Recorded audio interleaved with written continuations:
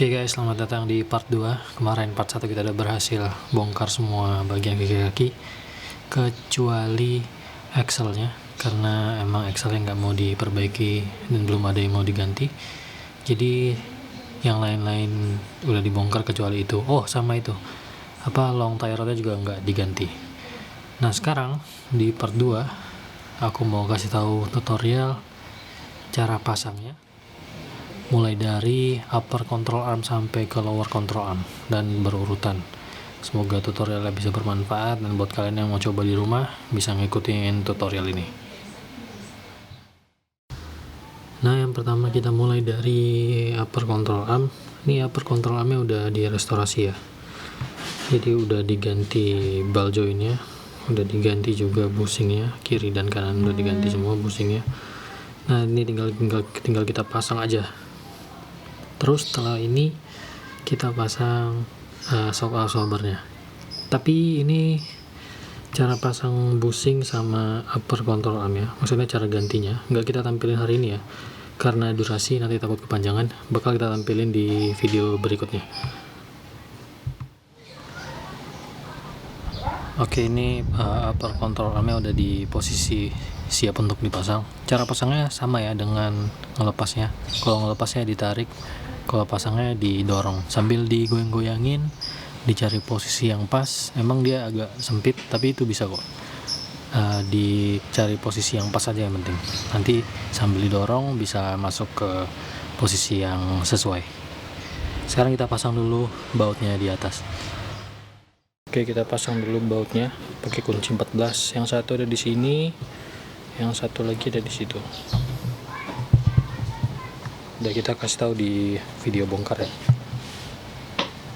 Oke, kedua bautnya udah dipasang, tapi nggak perlu dikencengin dulu karena kita mau setel dulu posisi yang pas di knuckle nanti. Jadi nggak perlu dikencengin dulu. Bautnya ada di sana sama yang di sini, jadi udah terpasang. Sekarang kita lanjut pasang shock breaker dulu, shock absorber. Jadi sebelum dipasang pastikan posisi garpunya itu di antara akselnya dan posisi shocknya ini di dalam upper control armnya. Jadi seperti ini kira-kira. Nah, seperti itu. Lagi seperti itu. Oke, jadi ini bisa dipasang sendiri ya. Satu tangan nahan shocknya di bawah ini, yang satu tangan lagi pasang bautnya di atas seperti ini.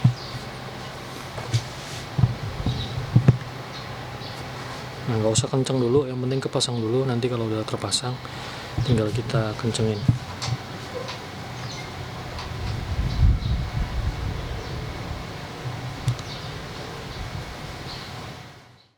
Oke, sekarang tinggal kita kencengin pakai kunci 14.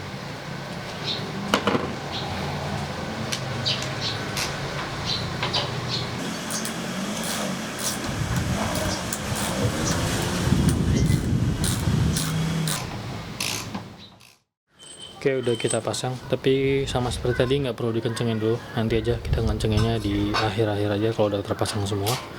Sekarang kita lanjut pasang lower control arm. Oke, ini dia lower control armnya. Jadi yang pertama kita pasang itu baut bagian yang ini dulu, terus kita pasang yang bagian belakang ini sama bracketnya ini, jangan lupa. Jadi posisi pasangnya itu seperti ini. Coba.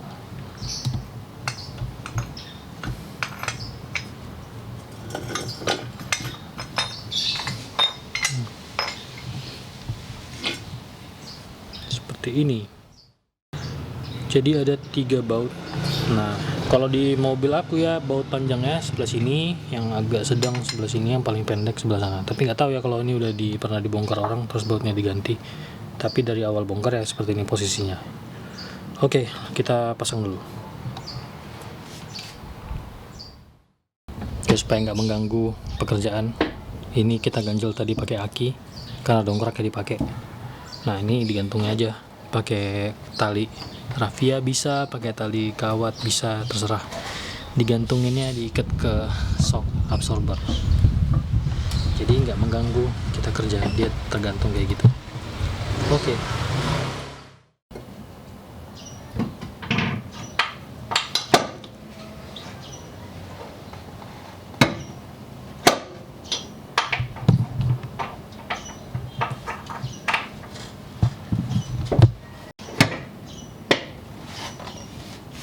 Nah oke, jadi udah terpasang nih, kayak gini posisinya, jadi dia udah nyangkut. Nah masang yang sana jadi lebih mudah. Oke, sekarang kita pasang yang sana. Nih bracketnya jangan lupa ya.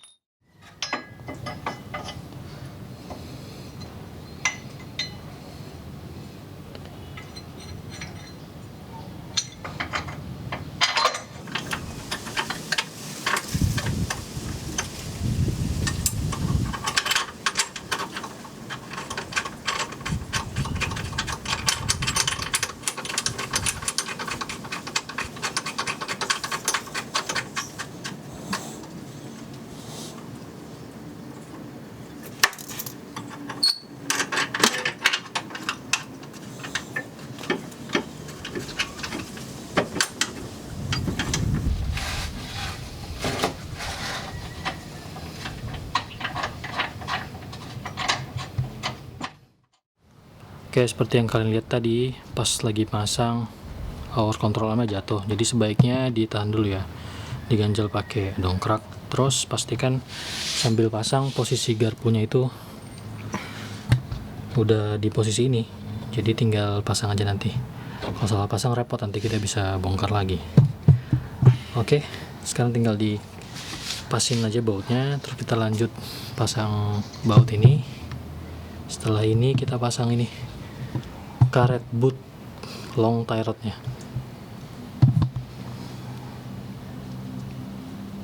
Oke. Nah, bautnya udah terpasang. Baut yang itu dan yang 3 di sana tadi udah terpasang, sama baut yang ini juga udah terpasang. Sekarang kita lanjut pasang ini karet untuk long tie rodnya. Tapi sebelum kita pasang, kita bersihin dulu long tie rodnya supaya nggak kotor, sama kita tambahin oli atau minyak gemuk di situ.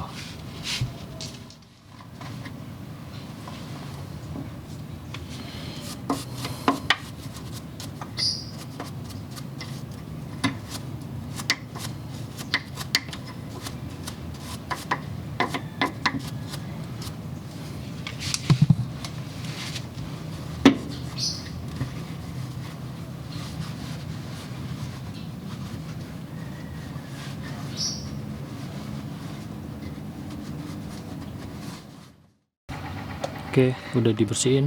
Sekarang kita pasang minyak gemuk dulu. Ini dia minyak gemuknya. Tinggal diolesin di bagian-bagian long tie rodnya seperti ini. Nah, itu di bagian bolanya itu. Olesin secukupnya ya.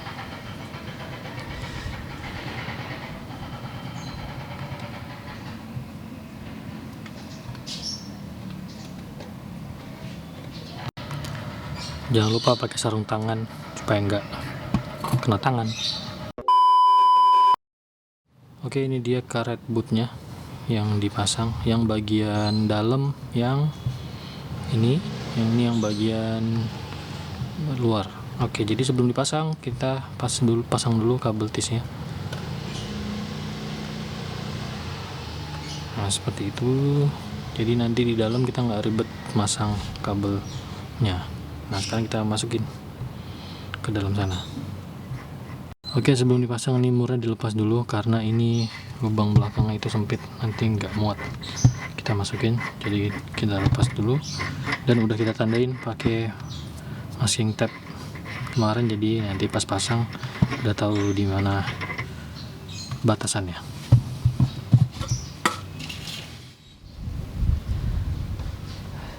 Cara pasangnya tinggal didorong aja sesuai dengan long tie rodnya. Ya agak sedikit keras, tapi nggak apa-apa, didorong aja.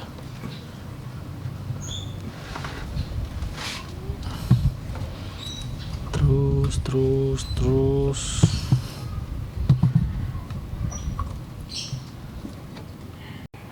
Oke, untuk bagian yang ini aku agak susah dapetin posisi terbaik untuk merekam, tapi pasangnya nggak susah kok, nggak harus pakai alat-alat khusus, tinggal didorong aja, dipas-pasin aja sampai kira-kira udah pas.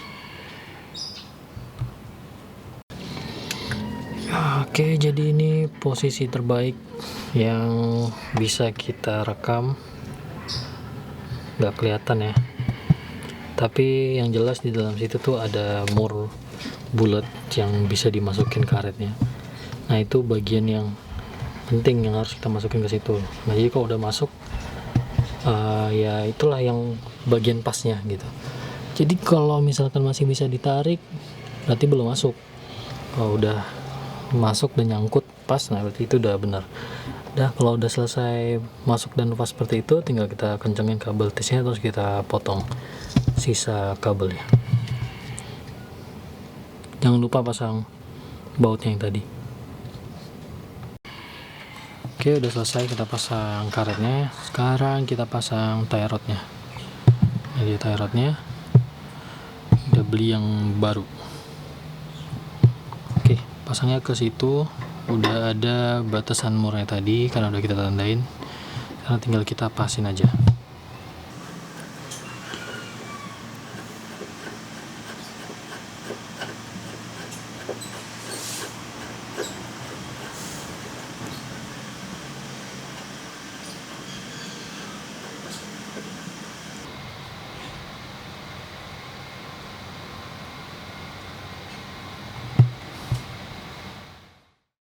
Oke, untuk baut tie rod ini langsung kita kencengin, karena nanti kalau mau dikencengin di belakangan repot.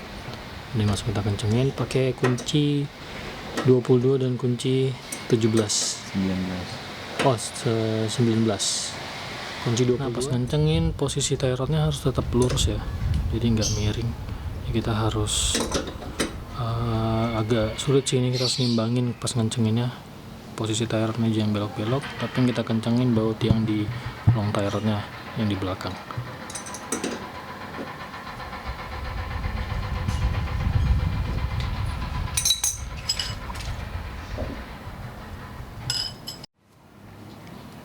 Tie rod udah berhasil dipasang, udah kita kencengin juga bautnya.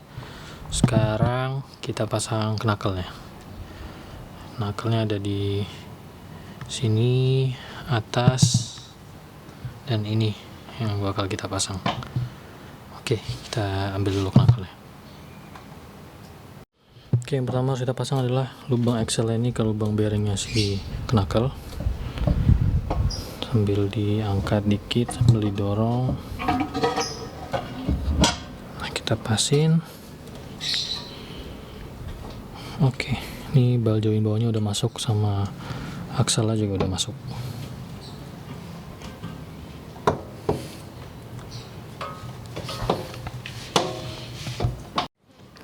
Oke, udah terpasang. Sekarang kita pasang yang atas dulu.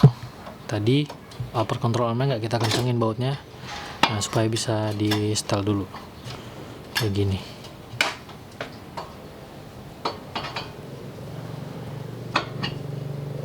Oke, tinggal kita pasang bautnya.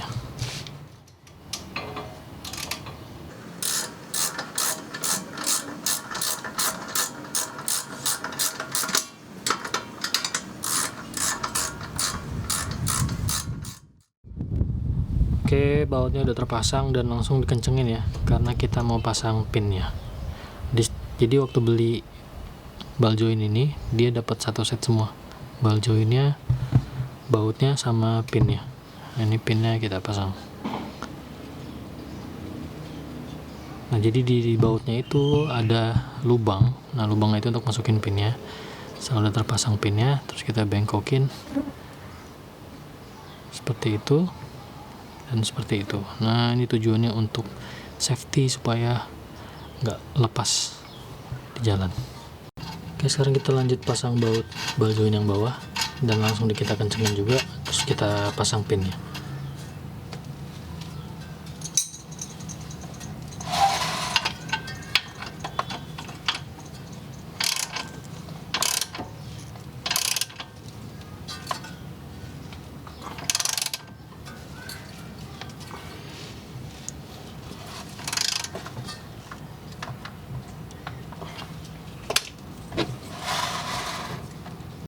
Jadi kita kencengin sekiranya sampai pinnya bisa masuk dari lubangnya, terus kita kunci pinnya.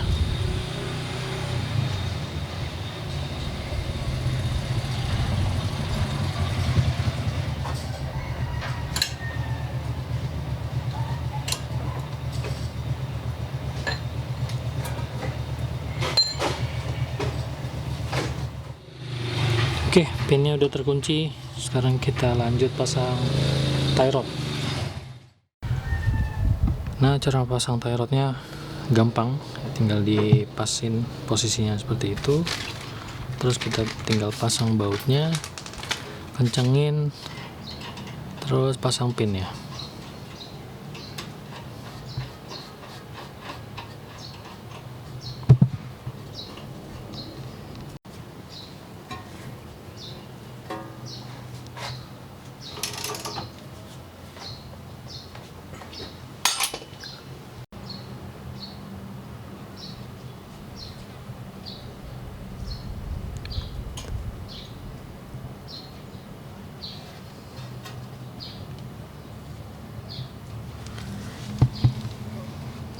Oke, udah terpasang.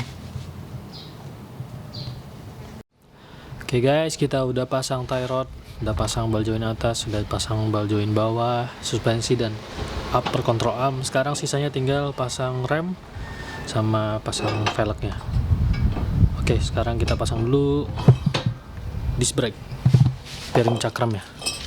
Caranya ya gampang kok, tinggal masukin disc brake-nya ke lubang yang 4 ini, terus kita pasang 2 baut pakai obeng plus, sudah terpasang. Terus selanjutnya tinggal kita pasang kaliper sama bracket dan juga kampas rem. Oke, ini baut yang pertama kita pasang dulu.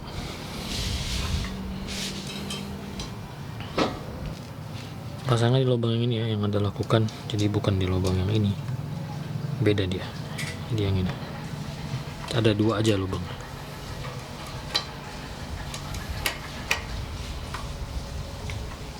Oke, udah selesai. Sebelum kita lanjut ke pasang rem, jangan lupa ya, baut-baut yang tadi belum dikencengin dulu. Jadi tadi kita belum kencengin baut lower control arm, sekarang mau kita kencengin dulu. Setelah ini terus kita pasang kaliper sama bracket rem sama kampas rem, terus kita kencengin baut lower control arm atas, terus kita pasang aki. Udah selesai deh.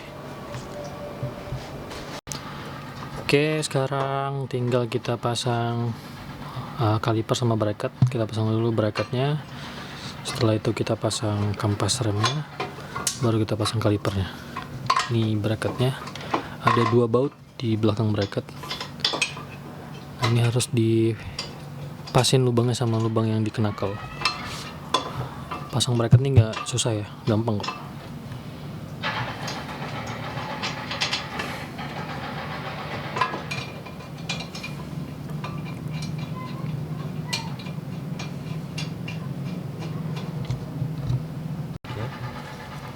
Oke, sekarang kita pasang kampas rem. Jadi posisinya itu yang ada ininya, ini di bagian belakang. Jadi pasangnya kayak gini posisinya. Nah, seperti itu. Jadi ada klipnya juga, tinggal kita pasin di klipnya aja.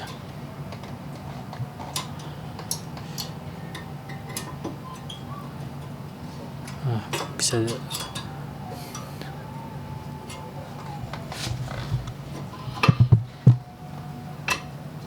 Oke, kira-kira seperti itu. Nah, ini yang depan. Nah, ini klip yang dimaksud tadi.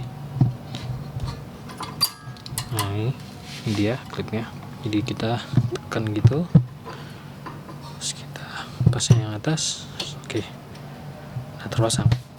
Lanjut, sekarang kita pasang si kaliper dan juga baut oli remnya yang di sini. Oke, pasang kaliper juga gampang, udah fit dia, tinggal kita geser aja ke dalam kayak gini. pasin dah. Oke, udah pas. Terus tinggal pasang dua bautnya di belakang, yang di atas ini sama yang di bawah sini.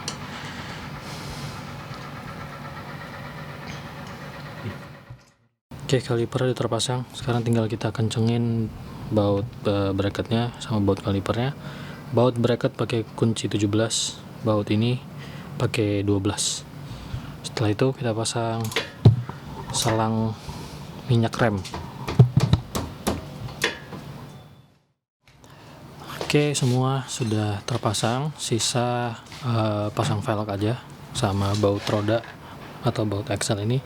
Jadi sekali lagi tolong pastikan semua baut udah dikencengin sebelum kita selesai ngerjain. Jadi kayak baut garpu suspensi ini jangan lupa, ini tie rod, ball joint atas, ball joint bawah sama tie rod, terus baut upper control arm yang di atas tadi, sama baut shock breaker jangan lupa.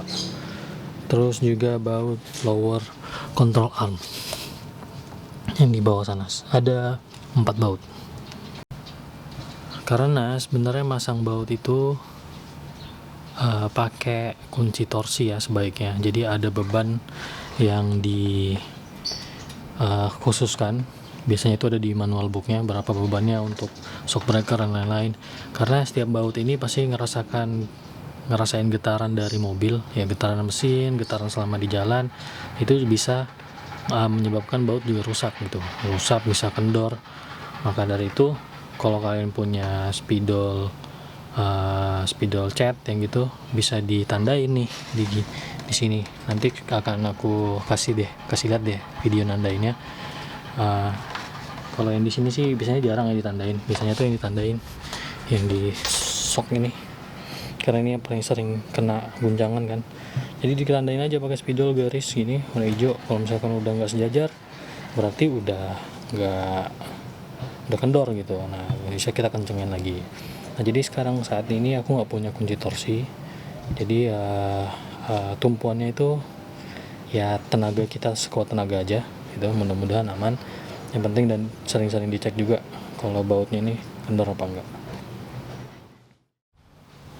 Nah sekarang sisa pasang ini kunci axle, baut axle. Setelah itu kita pasang velg. Cara pasangnya jangan lupa ya, ini harus diganjel dulu pakai obeng atau apa yang bisa nyelip di sela-sela ini.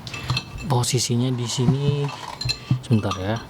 Nah posisinya diganjel di sini, terus setirnya agak dimiringin ke kanan, jadi kita dapat posisi untuk kencengin yang enak. Karena kita kencenginnya pakai pipa yang agak panjang. Oke, kita kerjain dulu. Kita kencengin pakai kunci 32.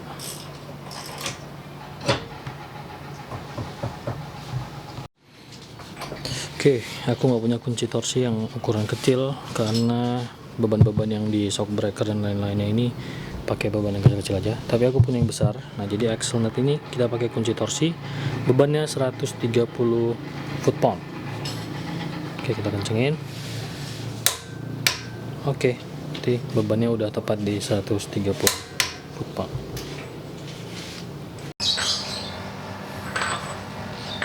Oke, sebelum kita pasang rodanya, kita bengkokin dulu ini bagian bautnya ini. Nah ini kan di axle ini ada lengkukan nih, ini untuk kunci tujuannya. Jadi ini kita ketok supaya masuk ke dalam. Nah ini contohnya, kita nggak ganti baut baru karena belum beli, jadi masih pakai yang lama.